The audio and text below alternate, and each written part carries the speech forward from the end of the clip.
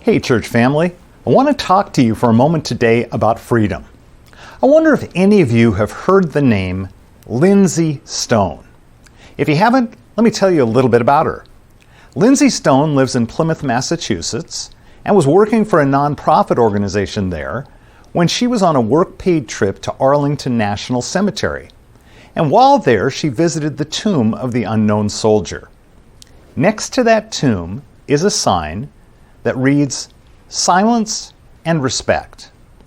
Lindsay thought it'd be kind of funny to pose next to that sign while making a crude gesture and pretending to yell. She then posted her picture on her Facebook page. Her post went viral, and the result was a national controversy. And as part of the fallout from that, Lindsay was fired from her job. Now, some have sought to make Lindsay Stone a martyr. They argue that she should have the freedom to say whatever she pleases. She should have the freedom to act any way that she wants. And she should have the freedom to post whatever picture she wants on her social media account. An ABC News outlet said that this case raises free speech questions. However, I think the headline in another news story summed up the situation even better. It said, "The First Amendment won't save you from your own bad judgment." While I understand and sympathize with those who are concerned about our basic freedoms being eroded, there's another freedom that we should focus on. It's a freedom more important than freedom of speech, or political freedom, or economic freedom.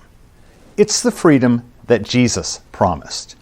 In John chapter 8, Jesus said, "And you will know the truth, and the truth will set you free." Jesus' Jewish hearers pushed back against that claim, and they replied, "We are descendants of Abraham. We've never been slaves to anyone. What do you mean you'll be set free?" Well, Jesus answered them and said, "I tell you the truth. Everyone who sins is a slave of sin." And then he followed that up by telling them again, "If the Son sets you free, you're truly free." And through that response, Jesus is reminding us that true freedom is not political, or social, or financial. True freedom is spiritual.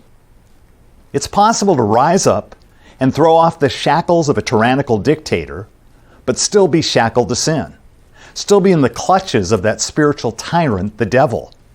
How many people who live in America find themselves addicted to some habit that is robbing them of their mental, emotional, and physical strength?